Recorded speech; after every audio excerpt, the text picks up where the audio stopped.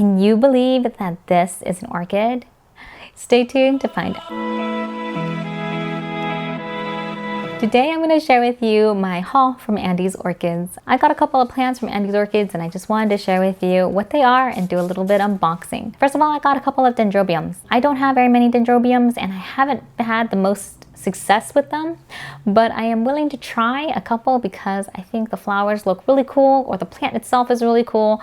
So I just want to try it and check it out to see if I can grow them. So the first plant is the Dendrobium Rosely Eye, also known as the Williamsonii.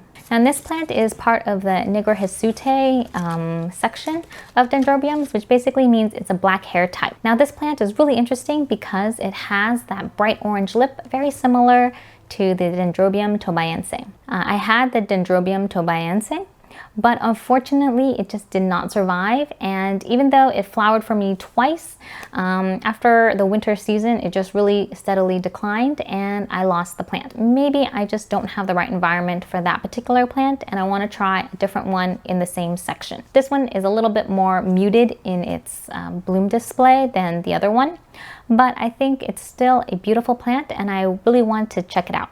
So I'm going to probably put this one outdoors in a semi-shaded area, and I'm going to be boosting up the humidity in that zone. So I'm going to try to create kind of a small microclimate that has better conditions for this type of plant. The next plant is the Dendrobium Rosely Eye.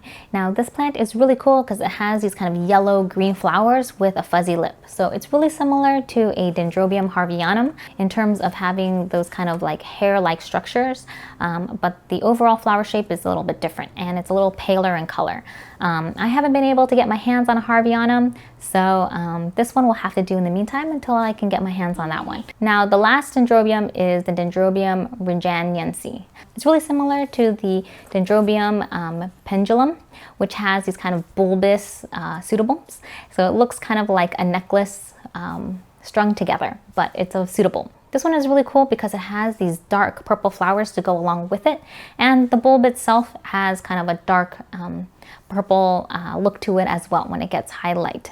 And now moving away from Dendrobiums, I picked up one Miltonia. So this is the Miltonia Kayasimae. I don't see this one quite often in collections, so this might make it more of a rare type of Miltonia, but supposedly it's pretty easy to grow. Miltonias tend to be a lot easier to grow than Miltoniopsis, and this one has these beautiful chocolatey, brownish, maroonish flowers, and it has a stunning white lip.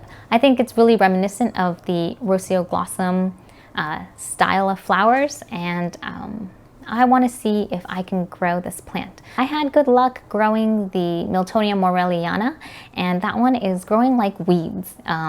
It's really happy. It puts out a ton of new growth, and I'm hoping for a good flower show this year. So I want to expand on growing Miltonias.